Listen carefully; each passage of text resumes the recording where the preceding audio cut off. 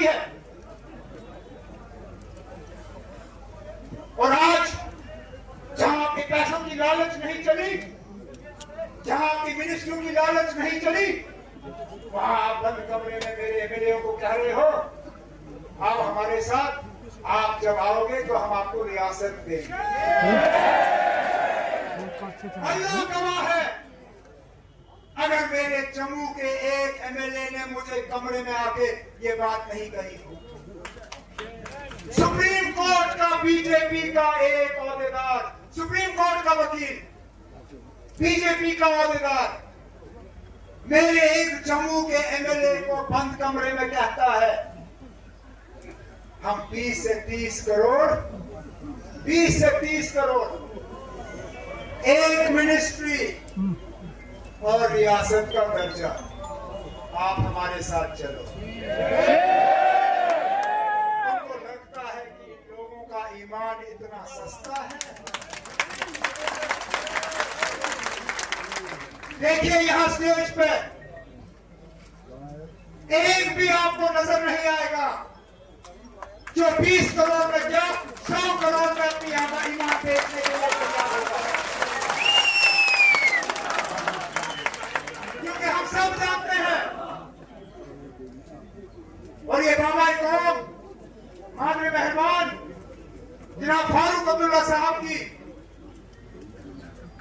मुझे सिखाया हुआ सबक कि हमें अपने करतूतों के लिए, अपने किए हुए के लिए इस दुनिया में जवाब देना होगा या नहीं देना होगा। एक दिन ऐसा आएगा जब हमें अल्लाह ताला के सामने जवाब देना होगा। तो बीजेपी वालों, हमें इतना कमजोर मत समझिए। बैकडोर से आपकी एंट्री नहीं होगी। आप बैकडोर से फ्रंट की कुर्सी पे नहीं आओगे। फिलहाल लोगों ने आपको पीछे ही रखा है, आप पीछे ही रहोगे।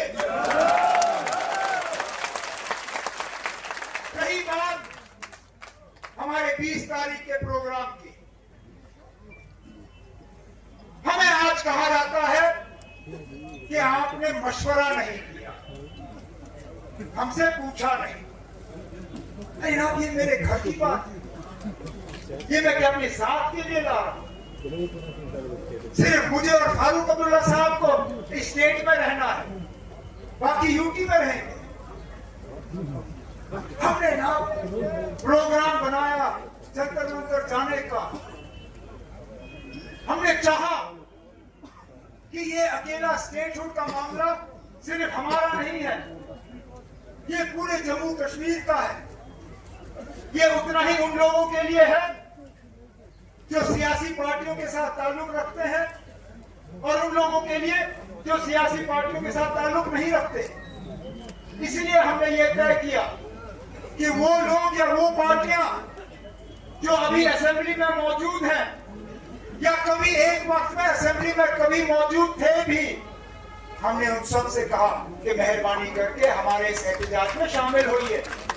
नहीं तो बताइए क्या जरूरत थी गुलाम नबी आजाद साहब को बुलाने की? वो असेंबली में नहीं है। क्या जरूरत थी अल्ताफ बुखारी साहब को या हकीम यासीन साहब को या पैंथर पार्टी वालों को? लेकिन हमने कहा जनाब ये लड़ाई ये अकेले हमारी लड़ाई है, ये स्टेटहुड सिर्फ हमारा नहीं है, ये रियासत सबका होगा। अब मैं एक बार फिर यहाँ उन तमाम लीडरों को मौतगाना गुजारिश करना चाहता हूं कि इलेक्शन की लड़ाई छोड़ दीजिए। अभी 3.25 साल है इलेक्शन को, जुड़ जाइए, इस प्रोग्राम में जुड़ जाइए। आप लद्दाख की बात करते हो, लद्दाख की सबसे बड़ी खासियत ये रही कि करगिल, लद्दाख, बौद्ध, मुसलमान, कांग्रेस, एनसी, बीजेपी सब एक साथ आए वहां कुछ हासिल करने के लिए। यहाँ पे ये लोग जो है किसी डर के वजह, किसी खौफ के वजह, किसी दबाव के वजह अगर हमारे इस प्रोग्राम से दूर रहना चाहते हैं तो मुझे लगता है वो जम्मू कश्मीर के आवाम के साथ एक बहुत बड़ी नाइंसाफी होगी। इसलिए मैं उनसे एक बार फिर गुजारिश करता हूं कि हमारे साथ जुड़े।